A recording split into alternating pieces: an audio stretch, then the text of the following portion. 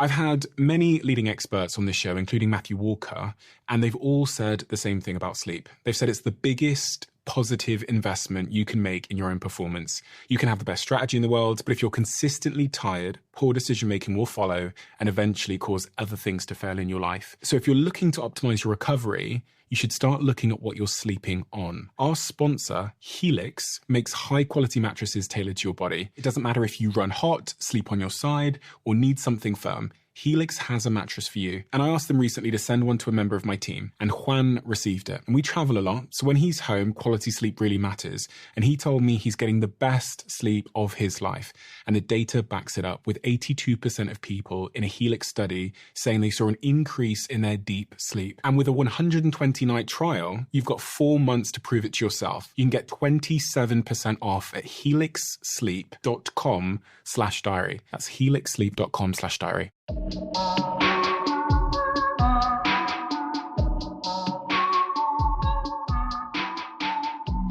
Books can change your life, and there are so many books that changed mine.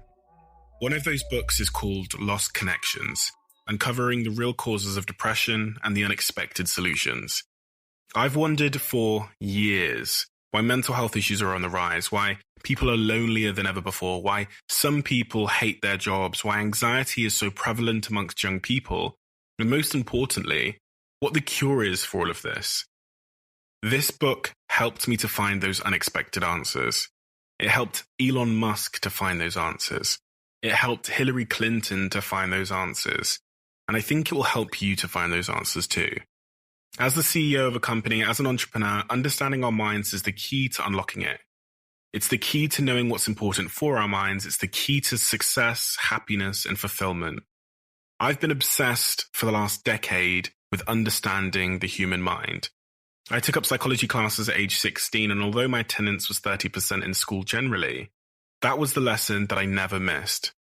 People are the only thing that really exists in our world, and psychology is the key to understanding them. This is why on today's podcast, I traveled to London to the home of Johann Hari, the author of that book, Lost Connections, and I talked to him about everything I've been wondering. He has reached hundreds of millions of people. His accolades are too far-reaching for this introduction. Our conversation was inspiring, eye-opening, and life-changing. So without further ado, this is the Diary of a CEO, and I'm Stephen Bartlett. I hope nobody is listening, but if you are, then please keep this to yourself.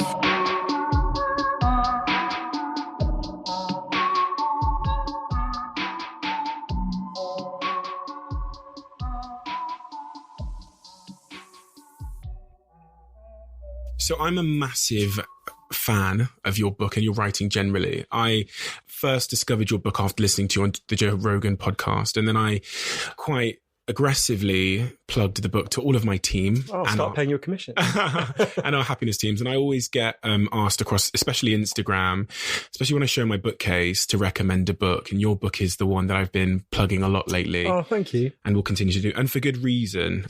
Lost Connections changed my perspective on mental health and why so much of my generation, so many of our employees and our teams globally are reporting to be suffering from some kind of mental health issue. What I wanted to talk to you about today is a number of things. Everything from the impact social media has, the role of mental health issues in the business community, but also there are some just fundamental questions that I've had about mental health and some misconceptions I think I've had since day one. But first, why did you write Lost Connections? Yeah, it was a really personal reason for me. When I was a teenager, I remember going to my doctor and saying that I had this feeling like pain was kind of leaking out of me and I couldn't control it or regulate it. I felt very ashamed of it. And I didn't understand what was going on. My doctor told me a story that I now realise was really oversimplified. My doctor said, we know why people get into this state. There's a chemical called serotonin in people's brains. Some people are just naturally lacking it or have a chemical imbalance. You're clearly one of them. That's why you feel like this. And all we need to do is give you these drugs and you're going to feel better.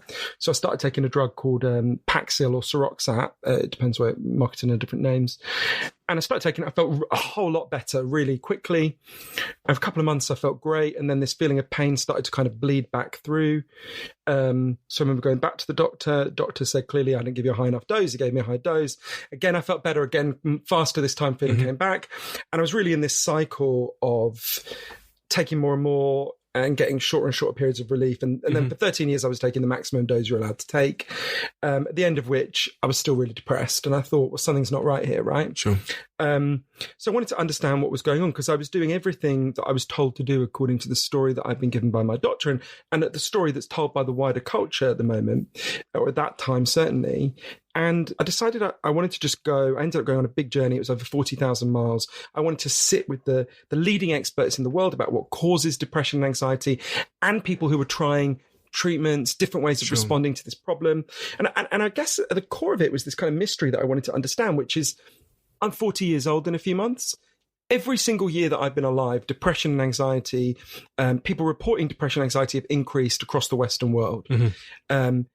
I was thinking, well, if it was just a problem in our brains, why would it be going up so much? So I wanted to sit with people, and I learned lots of things, but the core of what I learned is that there's scientific evidence for 9 different causes of depression and anxiety. Some of them are indeed biological. They're not. It's not a chemical imbalance in your brain, but there are real things that happen in your brain, and your genes can make you more sensitive to these problems. But most of them are factors in the way we're living. And once you understand those factors that are causing depression and anxiety to rise, it opens up a very different set of solutions, ones that I also saw being tried over the world, some of which have remarkable results.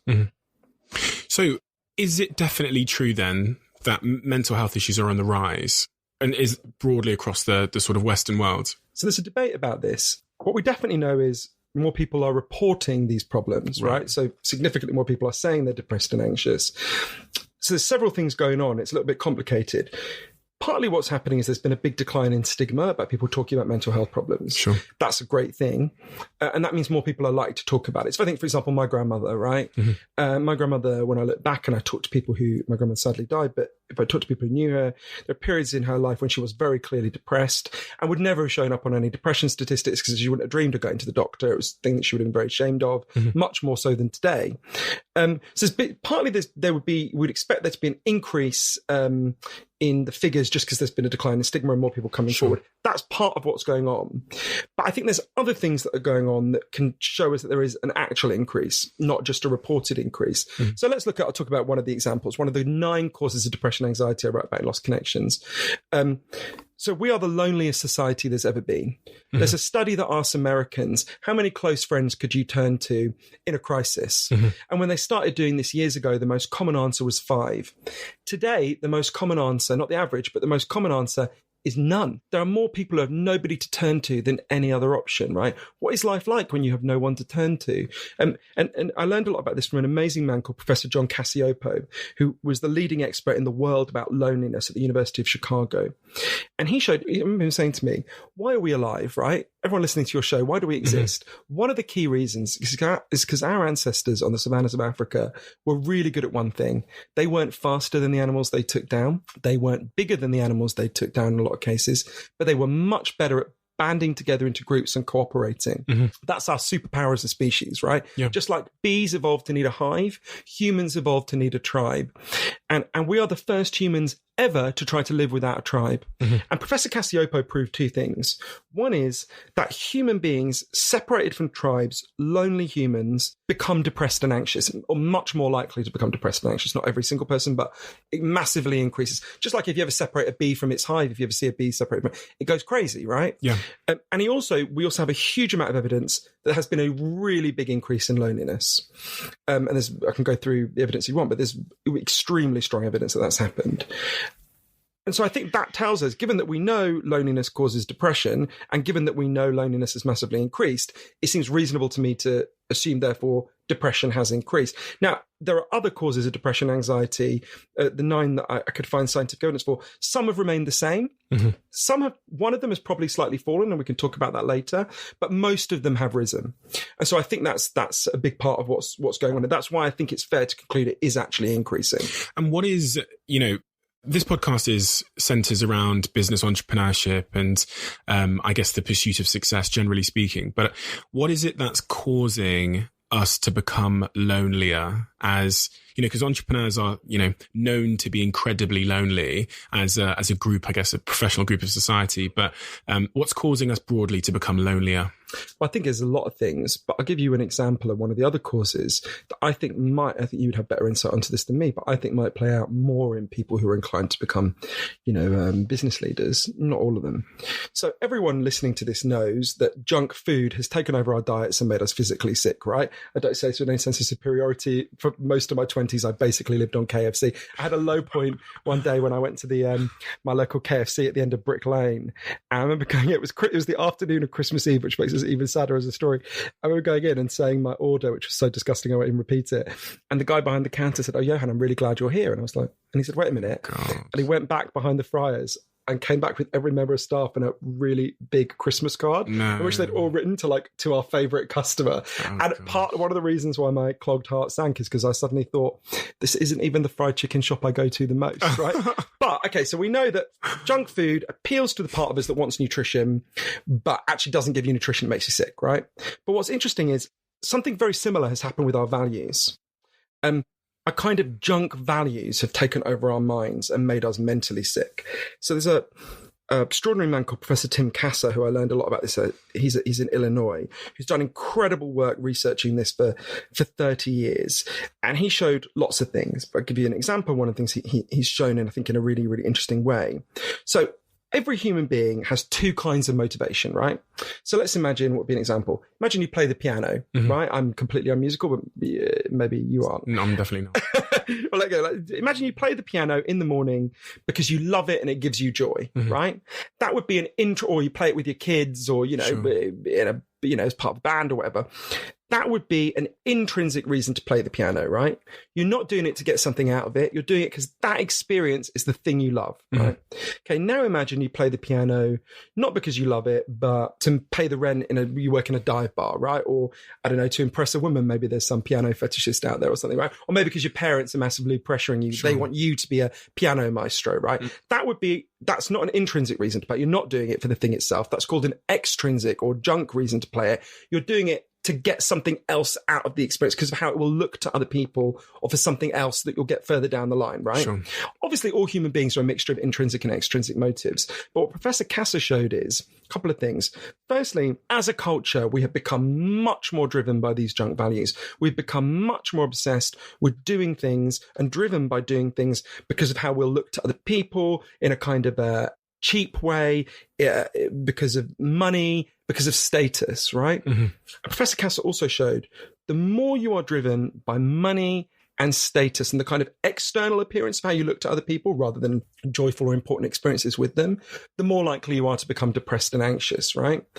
And I think this is one of the most difficult factors to think about, because I could think about how much it played out in my own life. I know you obviously do a lot of work with social media. I think social media drives us so much to be driven by these junk values, right? I think all the time about, I've got 3 teenage nephews and a teenage niece. I think I've got 2 godchildren who are just on the cusp of starting social media.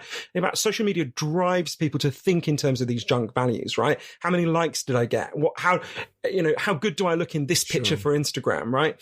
The more you are driven in those directions, the more unhappy you will become.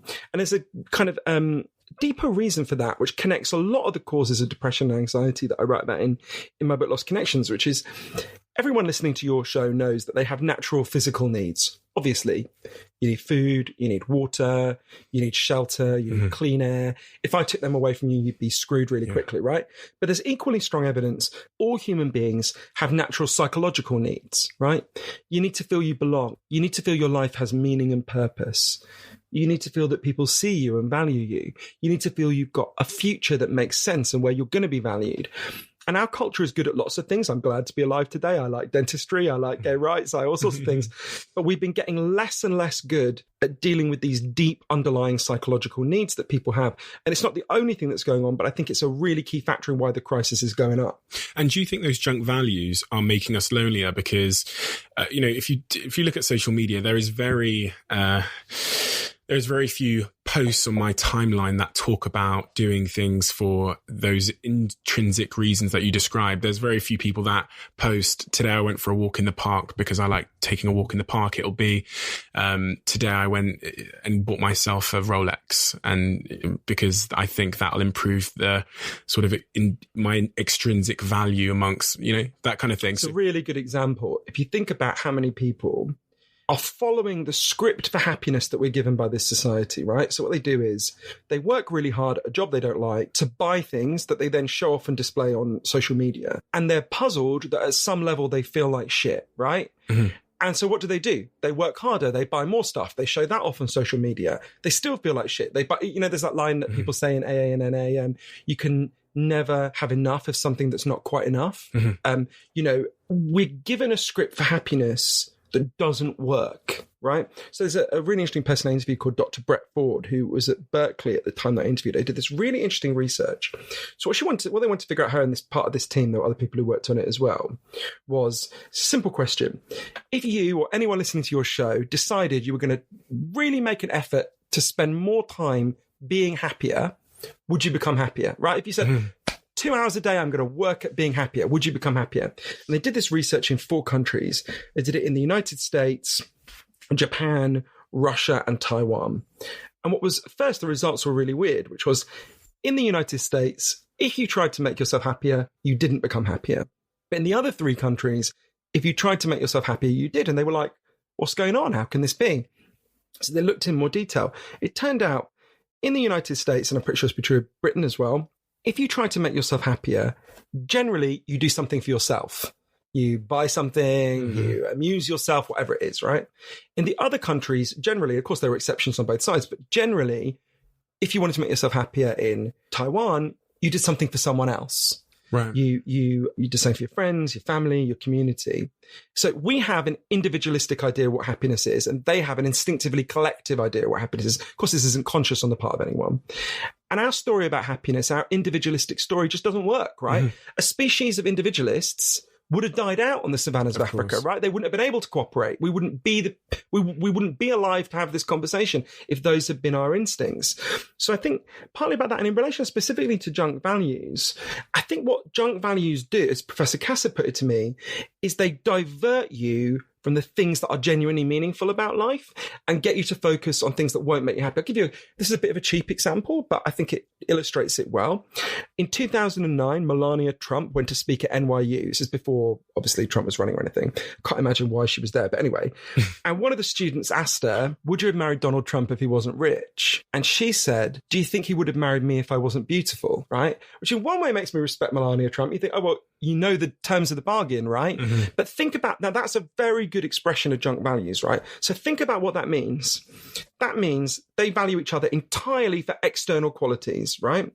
And that means Melania Trump is going through life knowing if one day she got fat or she lost her looks for some other reason, she's out. And Donald Trump knows if he loses his status, his power, she's out of there, right? So you can see how, now that's a very extreme example, sure. Very few people are like that, but we've all become more like that, right? If you value things and people and life according to these external junk values, you're going to be more insecure because it doesn't meet your needs. Compare that to, for example, and you can disagree with many things they did, but Barack and Michelle Obama, who I'm sure would say, well, look, we'd love each other even if we became homeless and we, were burned in a fire or whatever.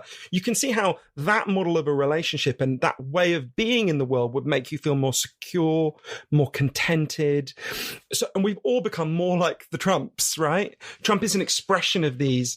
He's the extreme expression, don't get me wrong. Very few of us are actually like Donald Trump. But do you see the point I'm making there? I understand. And, so I want you to give me some advice then based on the journey that I've taken as an entrepreneur and what my values were and how they've changed, about what the decisions I should make in the future based on what you've just said. So when I was 18 years old, I came from a family that didn't have anything, right? So my parents are bankrupt. We didn't have nice things at all. We didn't have Christmas and birthdays. So at 18, I wrote in my diary, which I've shared publicly a number of times, that the things I wanted to achieve before I was 25 were these following 4 things. I wanted to be a millionaire before I was 25. I wanted to have a Range Rover to be my first car. I wanted to work on my body image, and I wanted to get a girlfriend or whatever. But interestingly, at before 25, there were multiple offers for people to buy my company. And those are in, the tens of millions in terms of figures or whatever. So in those moments, 18-year-old Steve showed up to almost collect upon the things that he thought he wanted. But by 24, 25, and I literally went on Auto Trader and looked at cars. And then I went on Rightmove that night and looked at houses that I would buy. And just by looking at those things, I felt a tremendous sense of almost emptiness and fear at the thought that if I bought that Lamborghini Aventador or that house, I would actually be losing something. I'd feel emptier because, that the idea of hedonistic adaptation where you just keep chasing pleasure. What next? And so I've, in many respects, almost been a little bit confused as to why I'm doing what I'm doing, because my values and what I thought my motivations were originally are now almost scare me. So I find that so moving, because what you did is you allowed yourself to feel the emptiness of that system, right? Mm-hmm.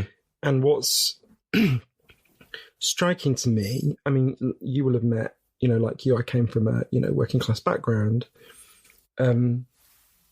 And we're both in the unusual position now where we get to meet like really rich people, right? Mm-hmm. And one thing that strikes me so powerfully is I can think of two exceptions.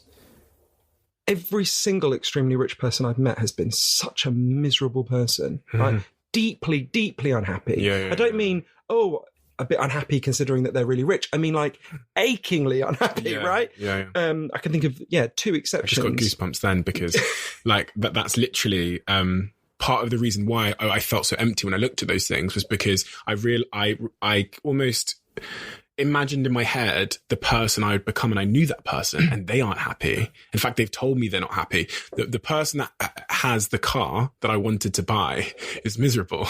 And they've literally said to me, quote, "I will never be happy because I'm always chasing, I'm never satisfied because I'm always chasing the next thing, and therefore I'll never be happy." And so for when I looked at that car, it made me think, fuck, I don't want to be that person. Yeah. And it's a really weird thing, isn't it? Because on the one hand, I look at all this science, and the science shows something very clearly. But the thing the science shows us is something that at some level we all know, right? It's almost a banal cliche to say no one listening to this program is going to lie on their deathbed and think about all the things they bought, right? Yeah. You are not going to sit on your deathbed and think, what a great life I had. I had 2 Range Rovers, right? Yeah. You will think about moments of love and connection and meaning in your life. And yet, the way Professor Kasser put it to me is, we've designed a machine. We all live in a machine that's designed to get us to neglect the things that are actually important in life. And what I find really moving in what you said is, early enough in life, you clocked, wait, this story I've been told, which we sing like a kind of karaoke song, right? Mm-hmm. The lines have been laid out for us. What do you do? Lord, won't you buy me a Mercedes-Benz? Mm-hmm. And I think the journey from Janis Joplin singing that ironically to that actually being in a Mercedes-Benz advert is so revealing. You saw women, I'm singing this song and I feel like shit, right?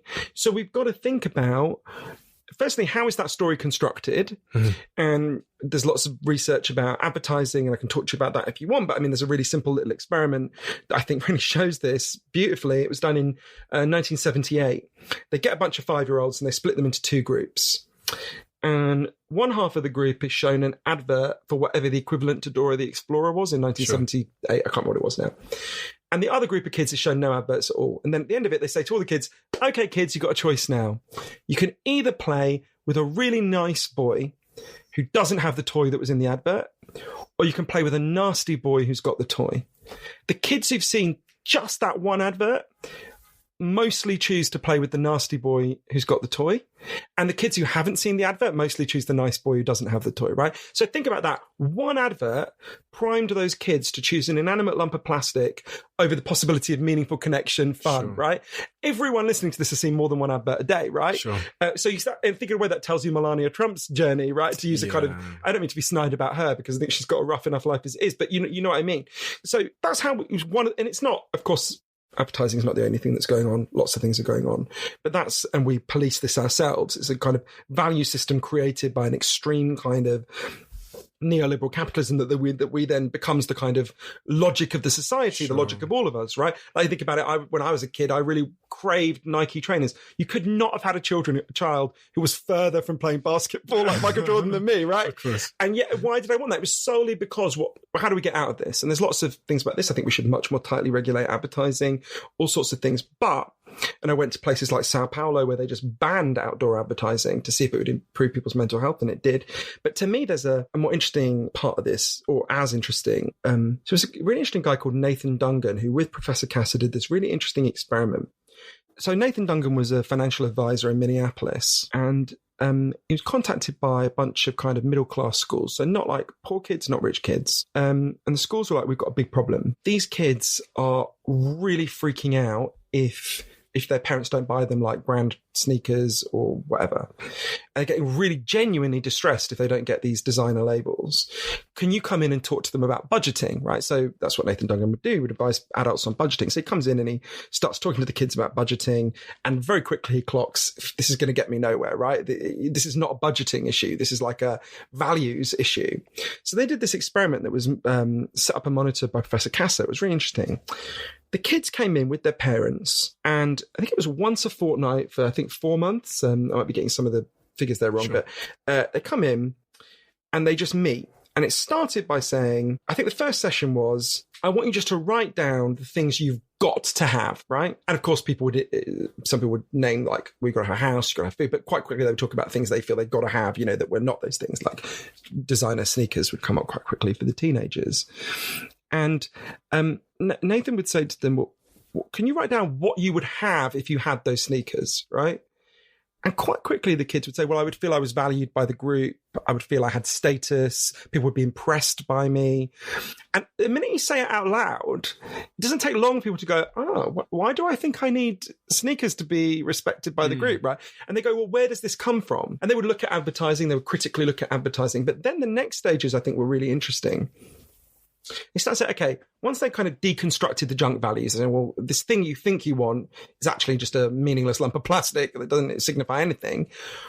How could we actually get you the things you want? What do you actually think is important in your life? And as the weeks went on, they would basically figure out what they actually valued and try to figure out ways to do that more. Right. How to, both the adults and the teenagers. And they'd report back the next time, well, actually, I did this, I did that. And what was fascinating was, this is quite a small intervention, right? It's, once a fortnight for 4 months. It led to a really significant fall in junk values, right? Which we know leads to a decline in depression and anxiety.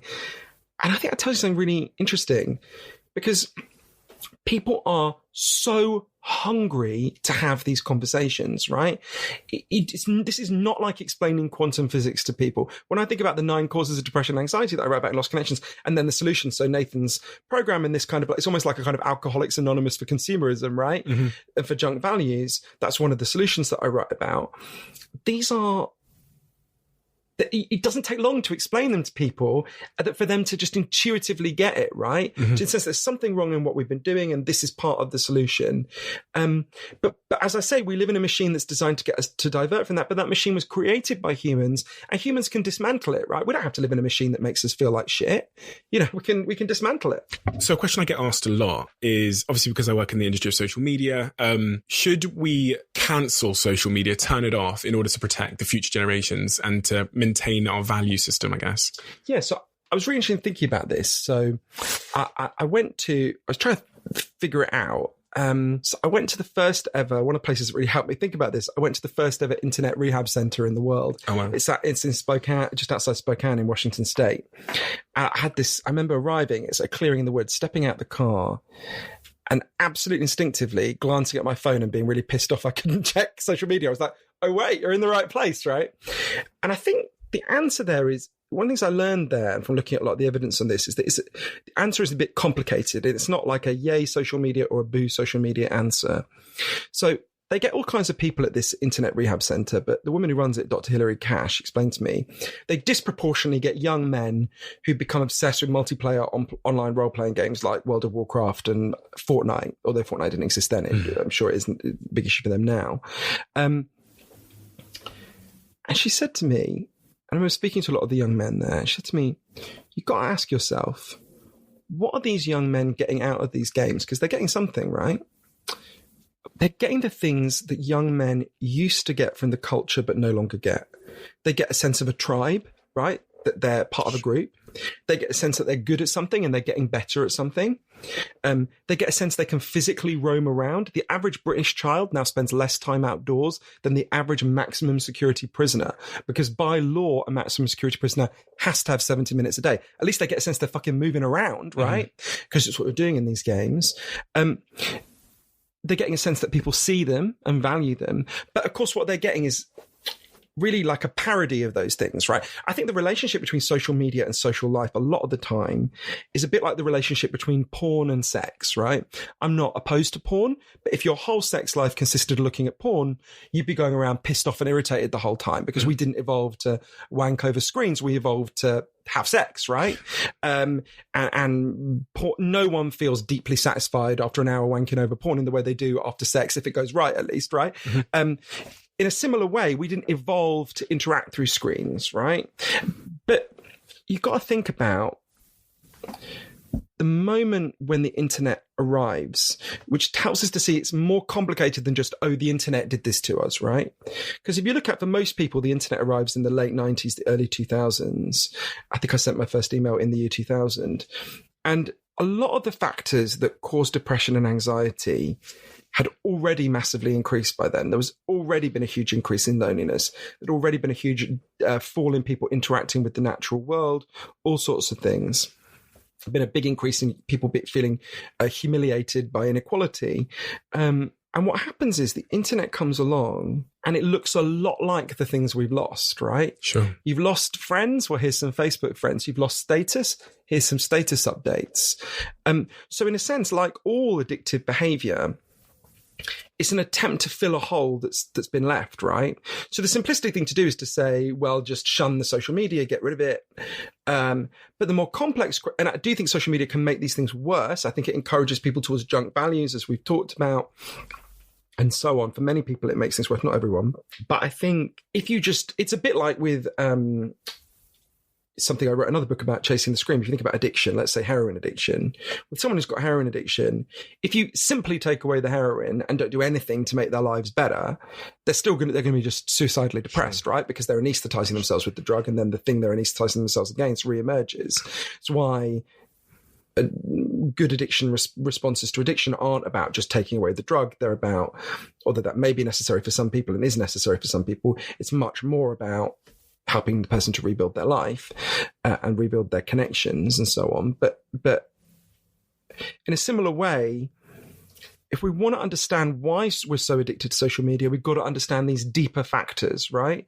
The social media addiction is a symptom of the disconnection of the society. Now, it's a symptom that can make the problem worse and is making the problem worse for a lot of people. So a good rule of thumb was Professor John Cacioppo, that amazing expert on loneliness that I was talking about, who sadly just died, said a really useful thing to me. He said, after doing loads of research on this, he said, if social media is a way station to meeting people offline, then it's a good thing. Sure. If it's the last stop on the line, something's gone wrong. And I think that's a good kind of rule of thumb. I love that. So here's the thing. So because I've publicly criticized social media for all of the reasons you've just described there, people often call me a hypocrite because that's ultimately how we make our money, right? As a business like Social Chain, that's not looking to make the world a worse place because we existed. And I do like your answer there, because it kind of offers us hope that we could play a big role in helping to fulfill or to plug the gap in other ways that social media, as you've said, is filling for people. Do you think Social Chain's approach then should be to invest in offline socializing and connectivity in our society? Would that be the way we almost go like social media neutral as a company, if you know what I mean? That's a good one. I like that concept. I never heard of it that way. That's interesting. Well, I would say a couple of things about that. So firstly, everyone alive is a hypocrite. If the only people who can argue for social change are perfectly pure people, then there will be no argument for social change ever, right? Mahatma Gandhi, one of the most admirable people ever, killed his wife. Nelson Mandela, one of the most admirable people ever, beat his wife. Everyone is morally flawed and everyone is a hypocrite in some respect. And generally, I think the charges of hypocrisy, well, of course, there are some, I don't know, you get instances of gross hypocrisy. I don't know, evangelical Christian preacher who's preaching that gay people are terrible while, fucking a rebel or something. Okay, you can see, even there, I think that's more that the person is actually at war with something in themselves than that they're just being a hypocrite in a kind of cheap way. But, I think charges of hypocrisy are generally not very helpful and don't get us anywhere, right? The question is, do we agree this is a bad thing? How do we change together, right? And do we agree there's a problem here? And how do we move forward? And there is a problem here. I think pretty much everyone can see that. So in terms of the changes we can advocate, I'll give you an example of a really interesting one that really moved me and might be worth you thinking about in some ways. So one of the heroes of Lost Connections is this amazing doctor called Sam Everington. He's a doctor in the East End where I used to live for a long time. And Sam was really uncomfortable because he had loads of patients coming to him with terrible depression and anxiety. Unlike me, he's not opposed to chemical antidepressants. He thinks they have a real but limited role. But he could just see most of the people he was giving these drugs to remained depressed, right? It was taking the edge off for some of them, for sure, but they were still depressed. So one day he decided to try this different approach. A woman came to see him called Lisa Cunningham, who had been shut away in her home for almost 7 years with just crippling depression and anxiety. I got to know Lisa quite well. And Sam said to Lisa, don't worry, I'll carry on giving you these drugs, but I'm also going to give you something else. I'm going to prescribe something else. I'm going to prescribe for you to take part in a group. There was an area behind the doctor's surgery that was known as Dog Shit Alley, which gives you a sense of what it was like. It was like Scrubland, basically. And Sam said to Lisa, what I'd like you to do is come and turn out a couple of times a week. I'll come and support you. Sam himself had quite a lot of anxiety. And he said, with a group of other depressed and anxious people, we're going to turn Dog Shit Alley into something nice, right? First time the group met, Lisa was literally physically sick with anxiety. But they decided they were going to learn gardening. These were inner city East London people who didn't know anything about gardening, right? They decided we're going to learn gardening. We're going to teach it to get teachers themselves together. And what's interesting is they started to kind of get their fingers in the soil. They started to learn the rhythms of the seasons. There's a lot of evidence that disconnection from the natural world is a big cause of depression, and actually interacting with the natural world is a really strong antidepressant. But something else happened that I think was as important, which is they started to form a group. They started to form a tribe. They started to care about each other. They started to do what human beings do when we solve a tribe. They started to solve each other's problems, right? They started to notice if someone wasn't there. And I remember, so as the weeks and the months went on, I remember Lisa saying to me, as the garden began to bloom, we began to bloom.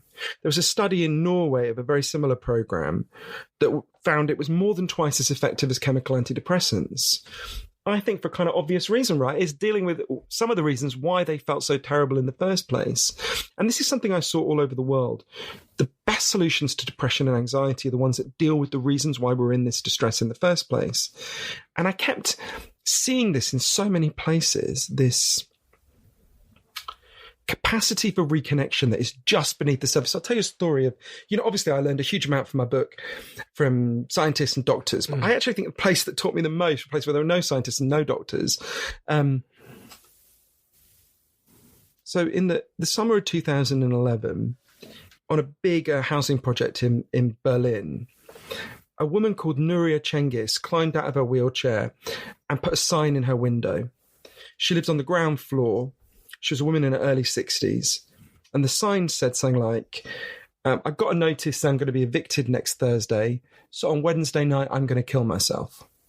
And this is a big housing project in a very poor part of Berlin. It's called Kotti, where basically, because it was such a kind of slum area, you only really had three groups who lived there. There were recent Muslim immigrants like this woman, Nuria. There were punk squatters and there were gay men. And as you can imagine, these three groups would look at each other with a lot of mutual incomprehension. No one really knew anyone on this housing project, like a council estate anywhere in Britain. Most people didn't know each other. Hardly anyone knew Nuria, but they saw this sign in her window and they started to knock on her door. And they said, "Do you need any help?" And Nuria said, "Fuck you, I don't want any help," and shut the door in their faces. And the people who lived nearby just stood outside and they started just talking, people who'd never spoken before. And they were all pissed off because their rents were going up as well. And lots of people were being evicted in Cotti. So they felt like this was coming for them too. And one of them had an idea. You might remember this was the summer of the revolution in Egypt. I've been watching this on the news and one of them had an idea. There's a big thoroughfare that goes into the centre of Berlin that runs through Cotti.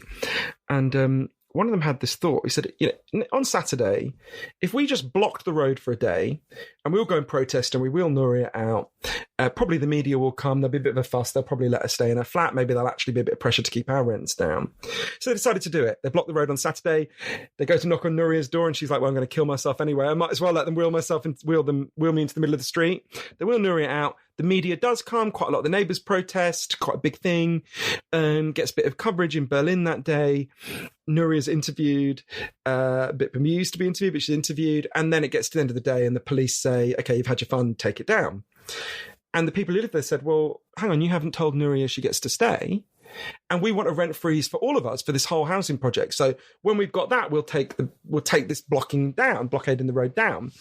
But of course they knew the minute they left, the police would just tear it down anyway, right?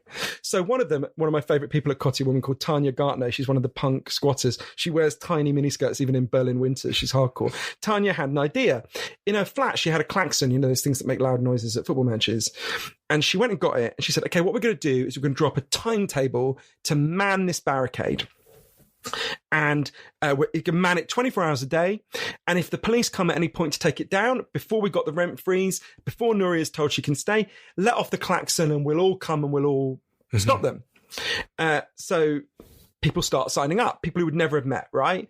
Completely random mixes of people. So Tanya, in her tiny miniskirt, was paired, I think she did the Thursday night shift, with Nuria, who's a very religious Muslim, in a headscarf, right?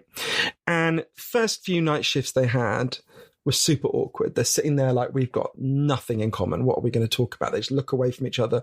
Tanya kind of taps away on her laptop.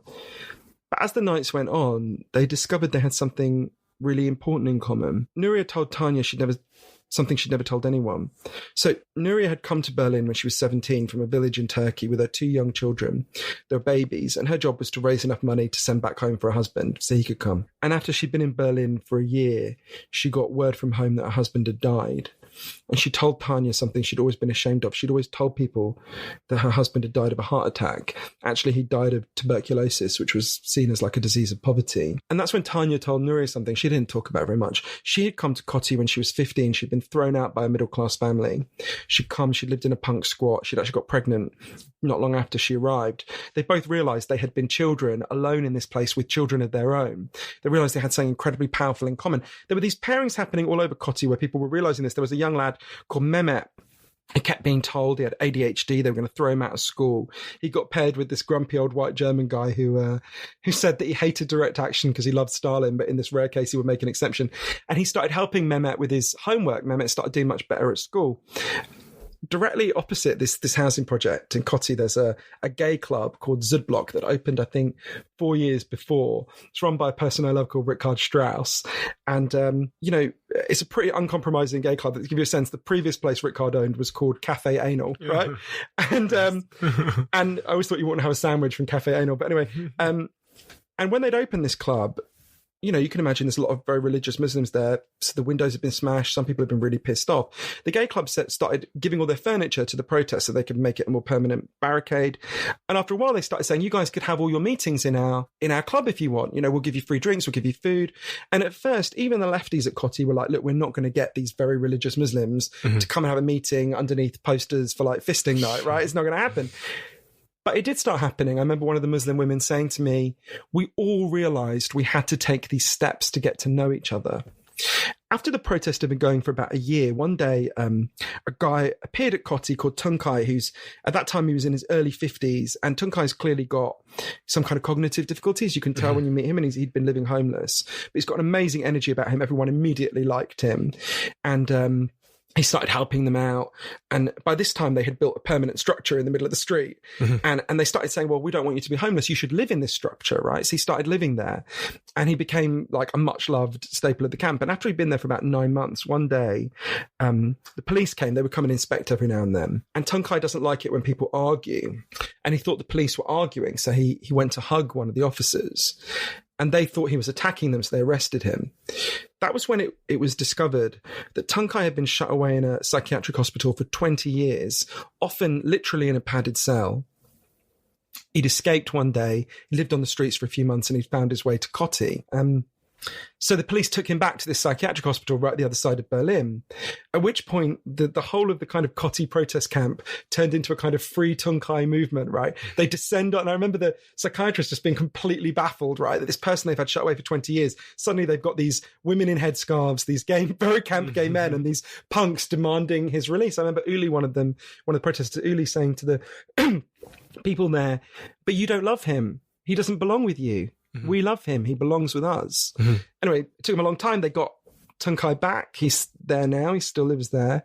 And there were lots of things that happened at Kotti. I guess the headline is they got a rent freeze for their entire housing project. They then launched a referendum initiative to keep down rents across the city that got the largest number of signatures in the history of the city of Berlin.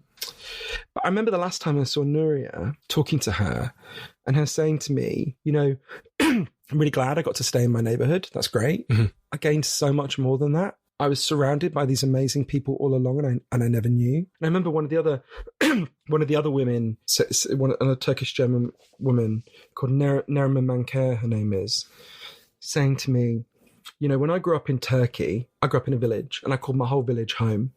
And I came to live in the Western world, and I learned that what we're supposed to call home is our four walls, right? And then this whole protest began, and I started to think of this whole place and all these people as my home. And I remember thinking, as Neriman told me that in some sense, in this culture, we are homeless, right? Our sense of belonging isn't big enough to meet our natural human need for a home. There's a Bosnian writer called Alexander Heyman who said, home is where people notice when you're not there, right? They didn't have people who noticed when they weren't there, and then they did, right? And I could see how intoxicating that was. And I kept thinking about these people, and I think they think I'm slightly mad because I would just go back every few months and just like cry because I was so moved by them. But I remember one time one of them, Sandy, saying to me, I think, Johann, maybe you have allergies, because my eyes would water so much when I was there. But I remember thinking, it was so clear to me there how much those people did not need to be drugged. They needed to be together, right? I think about how serious the problems were. You know, Nuria was suicidal. Tunkai was shut away in a padded cell. Mehmet was nearly being thrown out of school the whole time. What solved these problems? I remember Tanya saying to me, one time I was sitting with her outside the gay club Zublock, and she said to me, you know, when you feel like shit and you're all alone, you think there's something wrong with you. But what we did is we came out of our corner crying, and we started to fight, and we realized how strong we were. And the thing to me that's so important about Kotti is I love these people. I think they're the most incredible people. But in some way, they are not exceptional, right? In some way, these were a random collection of ordinary people like you would find in any street, in any city. What they found was a way to come together. Now, of course, coming together will mean different things for different people, and that model won't work everywhere. But like that gardening program in East London, or like so many other things I write about in Lost Connections, people are so hungry for this coming back together. People can feel how divorced they are, you know.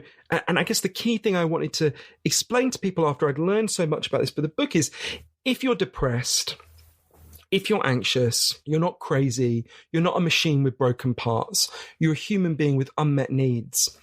And you are surrounded by other human beings with unmet needs. And the way we get those needs met is by coming together and fighting for something better. Amazing. That's really what I took away from your book. I think I had so many misconceptions that had been fed to me by, I guess, other misinformed people. And so, interestingly, I was sat in the office in New York, and I was just doing my work. And sometimes when I'm doing my work, I put YouTube videos on, and they just cycle through into the night. And your video actually came on, talking about Lost Connections, your book, and the real reasons. And it just seemed to answer so many of the questions I had, relating to loneliness, relating to our lack of community, relating to social media, and, you know, living behind screens. One of the other things that it really made me think about as an employer is the way that our teams are treated at work. And I remember, and I'll never forget the example you gave about the bicycle store and the employees of that bicycle store. You'll tell this story much better than I will, so I don't want to ruin the story. But in essence, when this particular bicycle store sort of removed the management layer and became sort of self-autonomous and that sort of gained freedom and operated in a more of a democracy than typical companies operate, I believe the financial performance was better. They were all happier and less depressed.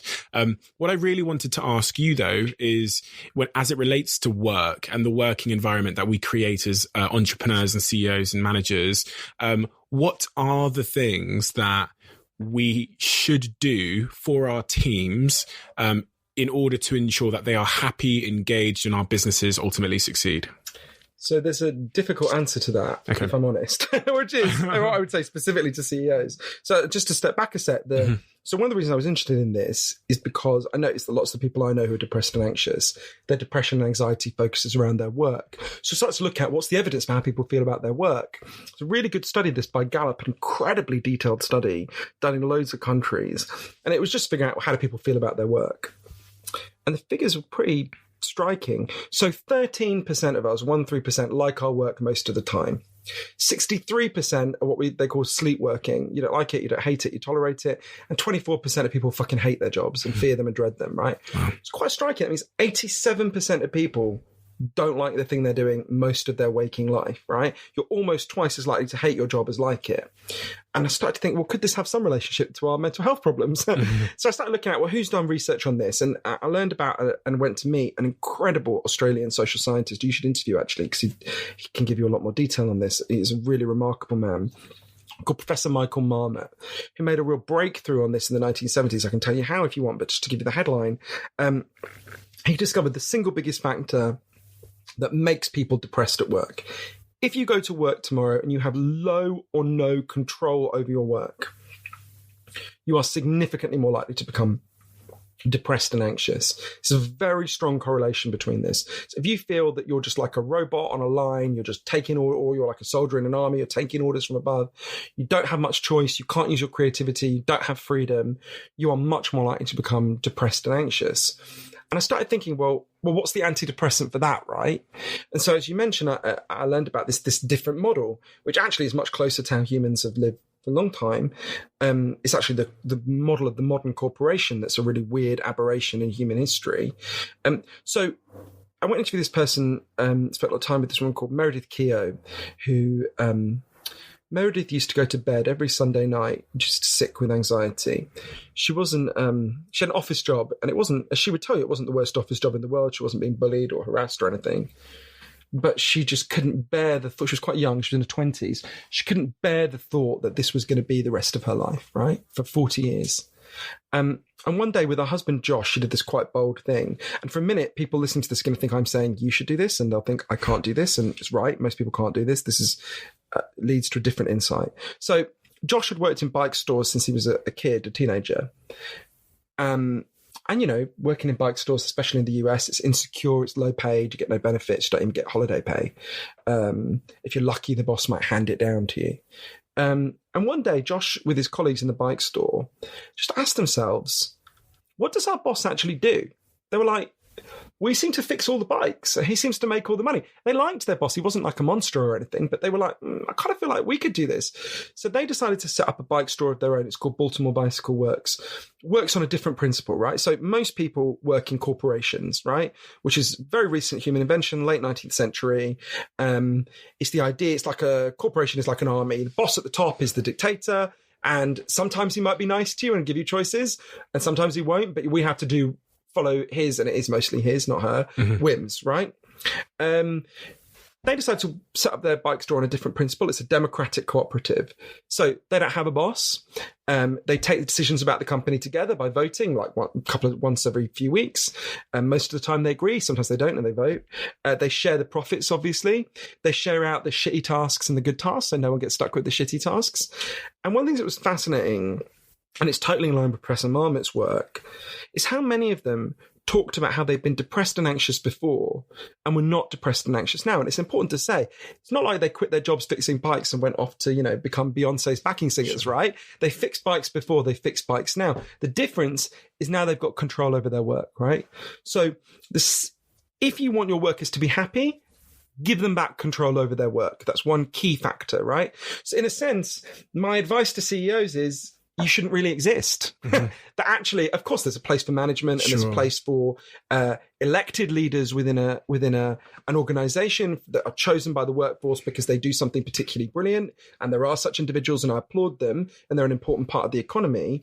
But in a way, to me, asking what would you ask corporate CEOs to do, it's a bit like, and this is probably not a popular answer with your listenership, I apologize to them, but it's a bit like saying, if we were in the Middle Ages, there's all these terrible problems, what would you beg the king to do?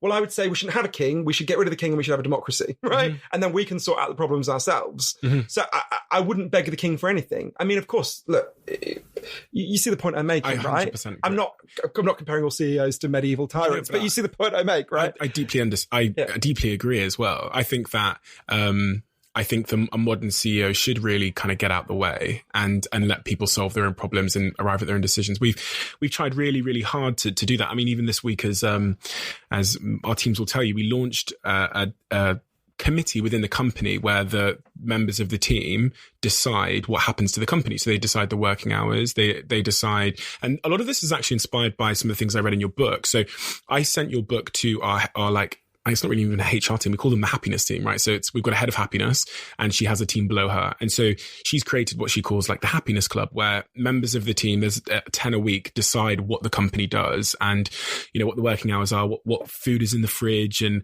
you know, what our company trips are, et cetera, et cetera. And we're really trying to democratize that, I think, because of what I read in your book. That's really nice. And I think at some level, we all know this when we apply it to other things, right? Think about, if you ask most people, why is North Korea a horrific basket case where people are starving to death, and South Korea one of the most successful economies in the world, when actually you go back to 1953, the division of Korea, they were in the same place, right? They were more or less the same. Well, South Korea is a democracy and North Korea is a dictatorship, right? Sure. And in a democracy, South Korea is not a perfect democracy by any means, but in a democracy, you have everyone's brain on the job, right? In a dictatorship, you've got one person's brain on the job. And you think about what happened in Baltimore Bicycle Works. Of course, people are much more motivated if they are able to use their creativity. You've got everyone's brain on it. You've got the knowledge of everyone. Everyone's trying to think out how to solve the problems rather than one person thinking out how to solve the problems and everyone else trying to tap dance to his tune or her tune. Do you know what I mean? 100%. So I think this is, of all the solutions to depression and anxiety that I write about in Lost Connections, the shift in work, I think, is both the most important and in some ways the hardest. But I'm aware that when I talk about, and of course in the book I talk about things that individuals can do as well, but when I talk about these big structural changes,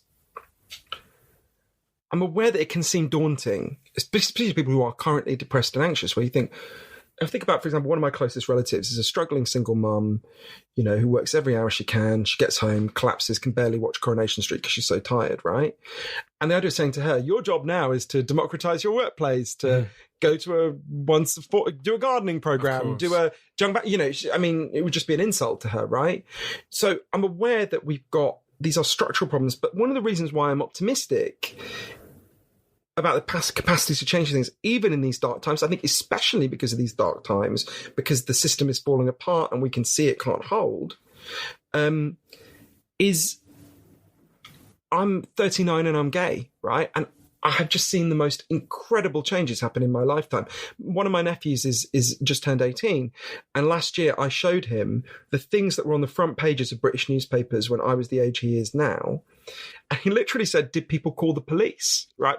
He just couldn't believe it, right? Because there's been such a huge change. Now, if the craziest UKIP local councillor tweeted the things that used to be on the front page of The Sun every day, I mean, he'd have to resign, right?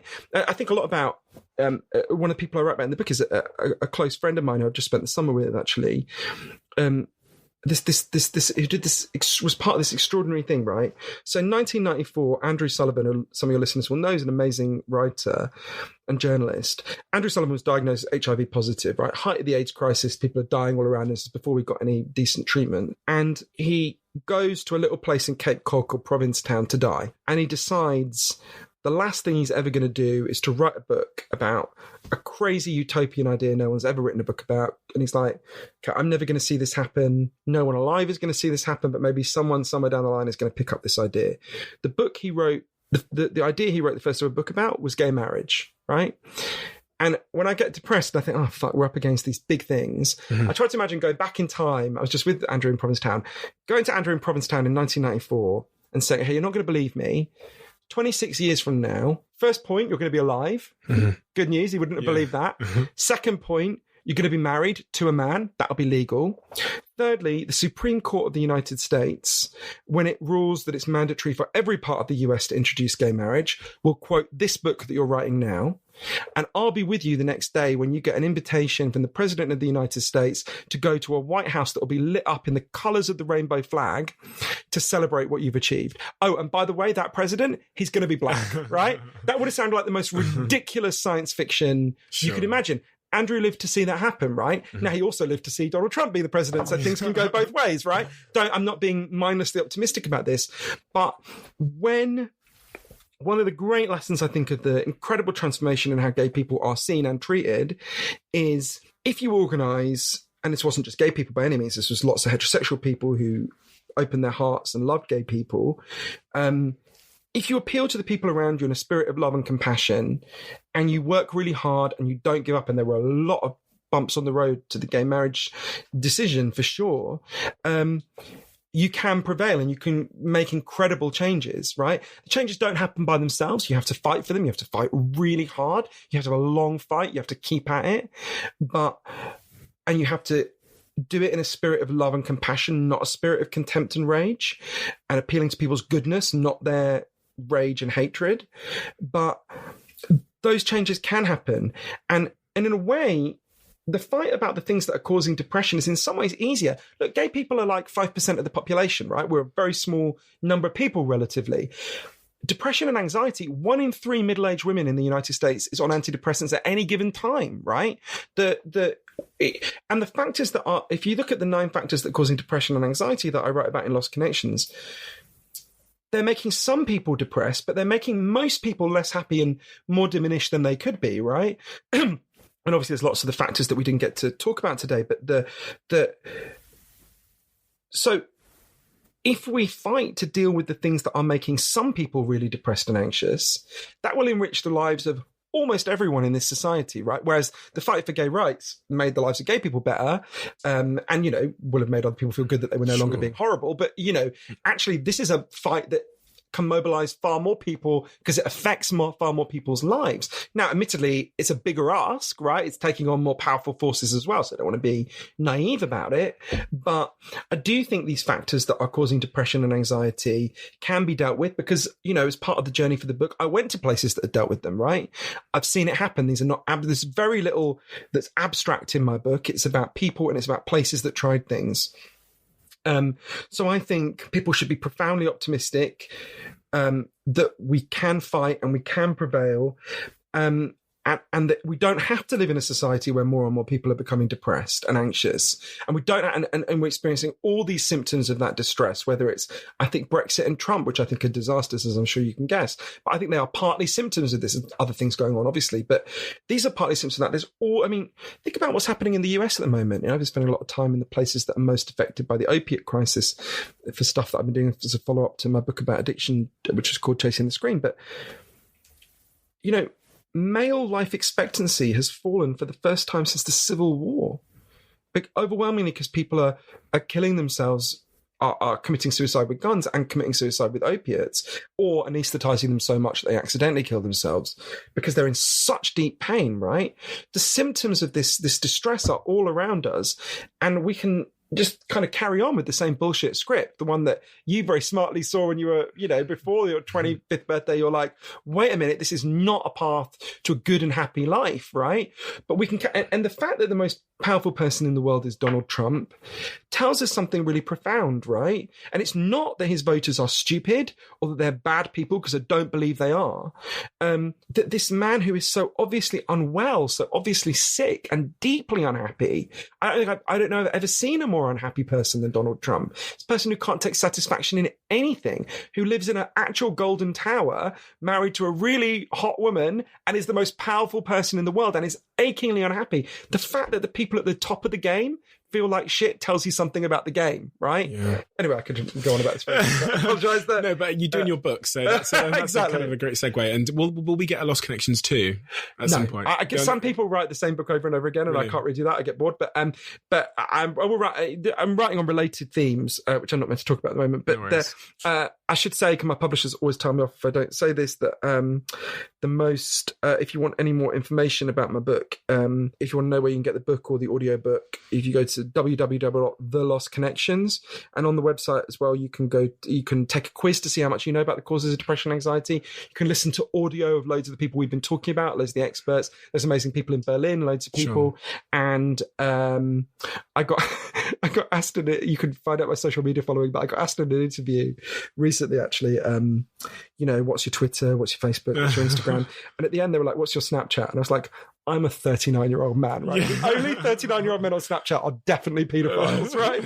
That should be just how they detect paedophiles. You go to the street, go to men over the age of 35. What is your Snapchat? And if they got one, arrest them immediately. So you cannot follow me on Snapchat, but you can follow me on the other things where I don't look very often because it makes me sad. Yeah, no. So on the point of to conclude, I follow you. I follow you everywhere, and sounds slightly sinister, but yeah, I know you're right. I follow you everywhere. To your home, right? But I read the book, and then I told everyone else to read the book around me that I thought was important to my life, and then I downloaded the audio book as well. Thank you. And then I watched all of your YouTube videos. So I've the story of the wonderful South African man that you described. Oh, love him. I've seen that one as well.